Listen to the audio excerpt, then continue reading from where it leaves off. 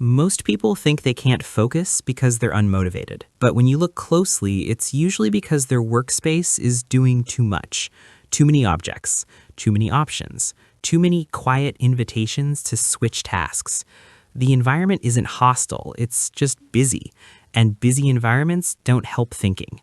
Usually, this is where most of us just miss the mark. Let's name the behavior. You sit down to work. Your desk looks fine, but on it you have your laptop, your phone, a notebook, maybe another notebook, a water bottle, headphones, a few pens, something decorative, something just in case. Nothing here feels distracting on its own. That's the problem. Usually, your brain doesn't evaluate objects individually. It scans the environment and asks a simple question: what could I do next? Every visible object is an option, and options create friction.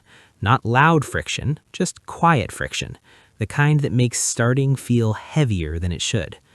This is why people procrastinate in clean rooms. The room isn't messy, it's suggestive. It keeps offering alternatives.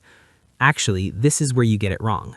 You try to fix focus with discipline, but focus isn't a personality trait. It's a response to what's available. So instead of trying harder, we redesign the environment. Not to make it inspiring, but to make it just a little boring. A boring environment is not empty. It's interestingly specific.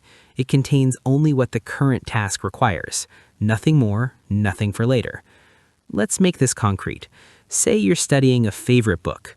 The task is reading and taking notes. A boring environment contains one book or document, one notebook, one pen. That's just about it. Not your phone, not 3 reference books, not a planner. Those aren't helpful yet. They're just options. Do you know why you would resist this idea? You'd say, but I might need that. Maybe, but might is not now. A boring environment prioritizes present usefulness over potential usefulness. That's the trade-off. You give up convenience to gain clarity. Here's the first method. Decide the task before you decide the desk. Most people do this backward. They sit down, look at the desk, and then decide what to do. Instead, decide first, then ask, what does this task physically require? Only put those things on the desk. Everything else leaves the surface. Second method, one surface, one task. Not one desk for everything. One desk surface for one type of work at a time.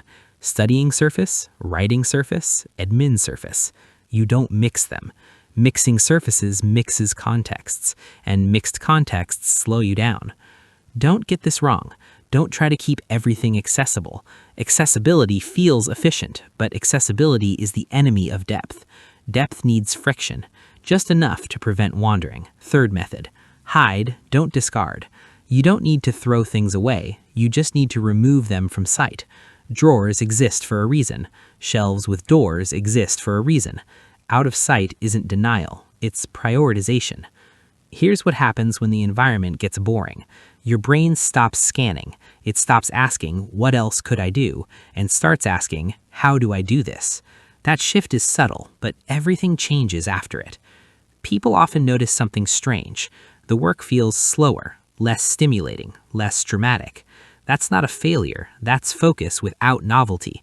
This is where most people get confused. They expect focus to feel intense, but real focus feels quiet. Now for the contradiction.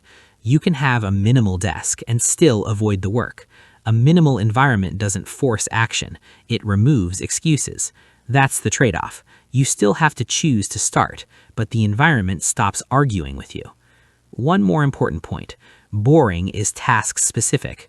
What's boring for studying is not boring for creative work.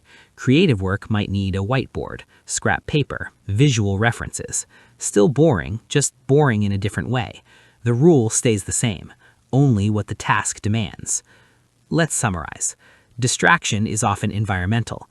Objects create options, options create friction, friction delays action.